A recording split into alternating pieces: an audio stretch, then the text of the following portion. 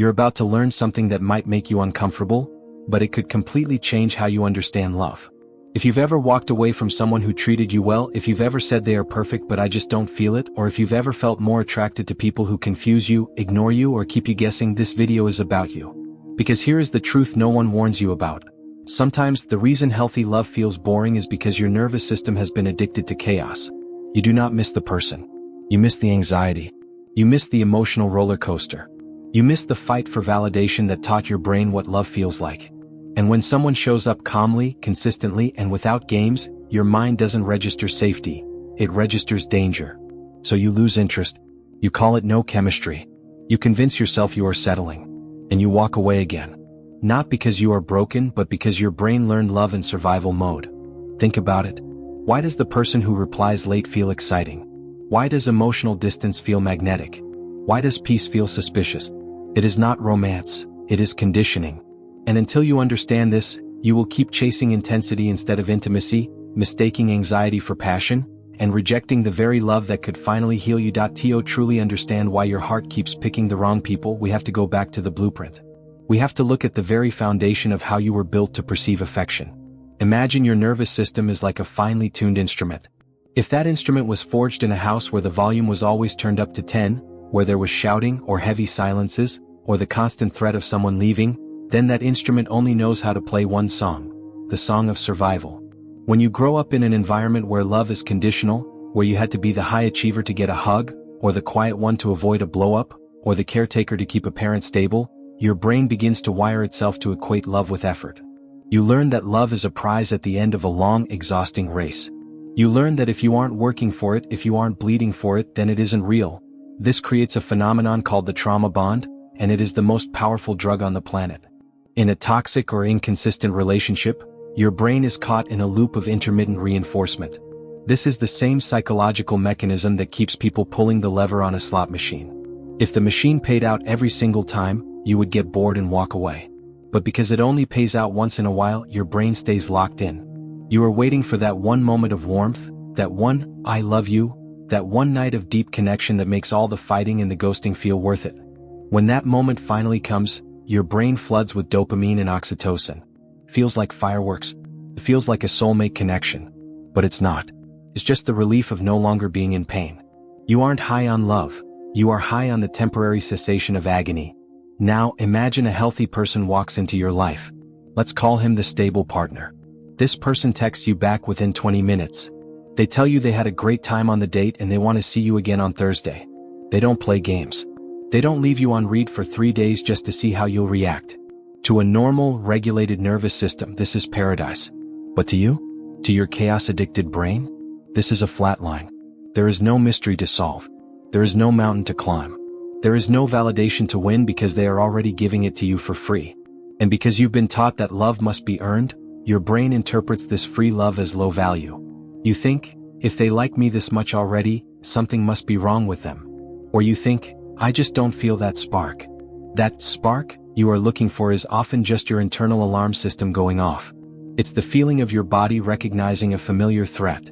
When you meet someone and feel an immediate, overwhelming, "I've known you forever" intensity, it's often because your subconscious has recognized that this person has the exact same wounds as your parents or your ex or whoever hurt you first.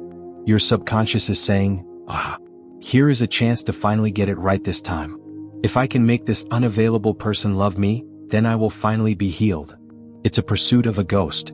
And it's why you find yourself crying on your bathroom floor at 3 in the morning over someone you've only known for 3 weeks, while the person who actually cares about you is sitting in your archive folder, ignored. Let's talk about the biological reality of this.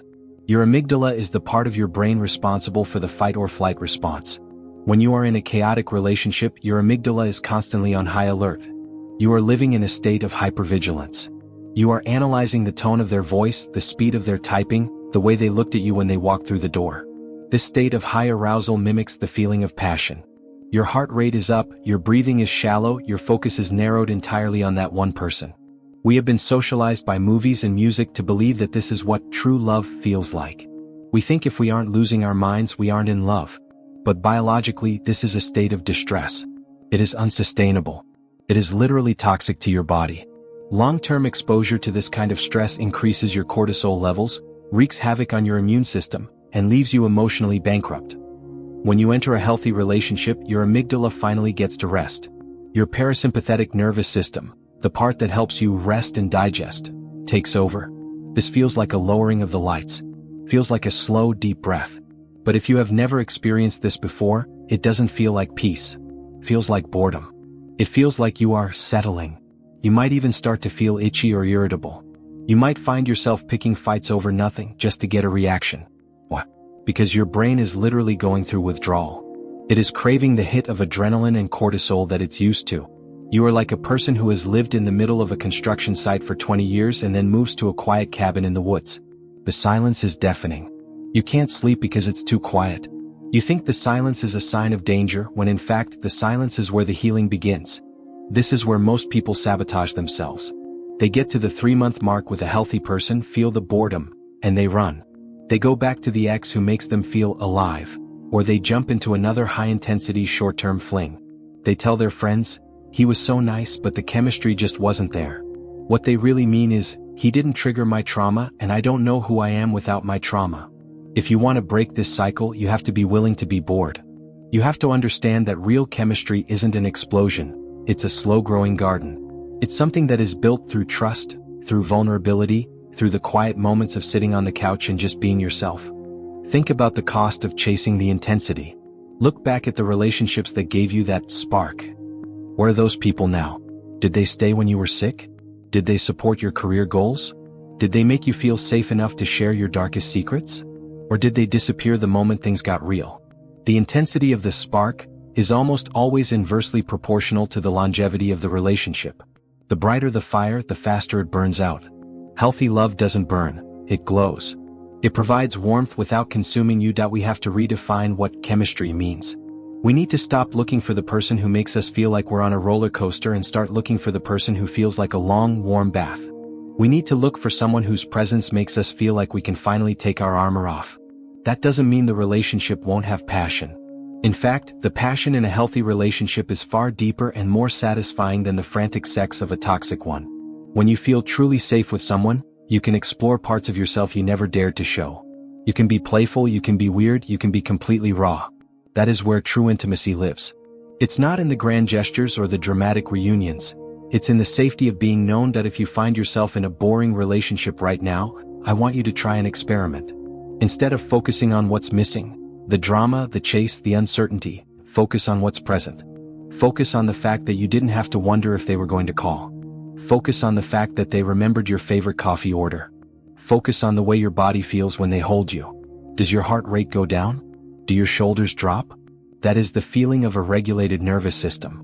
That is the feeling of healing. Give it time. It takes time for your brain to rewire itself. It takes time to realize that peace is more valuable than excitement. Many of us are terrified of peace because we think it means we have to face ourselves. When the drama stops, we are left with our own thoughts. We are left with our own insecurities and our own history. The chaos was a distraction. It was a way to avoid doing the inner work. If you are constantly trying to save someone or win someone over, you don't have to look at why you don't feel worthy of love in the first place. Healthy love is a mirror. It reflects back to you your own goodness, your own stability, and your own value. And if you don't believe you are good or stable or valuable, that reflection is going to feel very uncomfortable. You will want to smash the mirror. But I am asking you to keep looking. Stay in the gaze of someone who loves you simply for who you are, not for what you can do for them or how much you can suffer for them. We also have to talk about the cultural myth of the one. We are taught that there is one person out there who will perfectly complete us, and that when we meet them, we will just know. This knowing is usually just an intense emotional reaction. It's a feeling, and feelings are the least reliable narrators of our lives. Feelings are influenced by our hormones, our hunger levels, our past traumas, and our current stress. A healthy relationship is not built on a feeling of knowing. It is built on a series of choices. It is the choice to be honest when it's hard. It is the choice to show up when you're tired. It is the choice to forgive. It is the choice to prioritize someone else's well-being alongside your own. When you choose a boring love, you are choosing a partnership. You are choosing a teammate.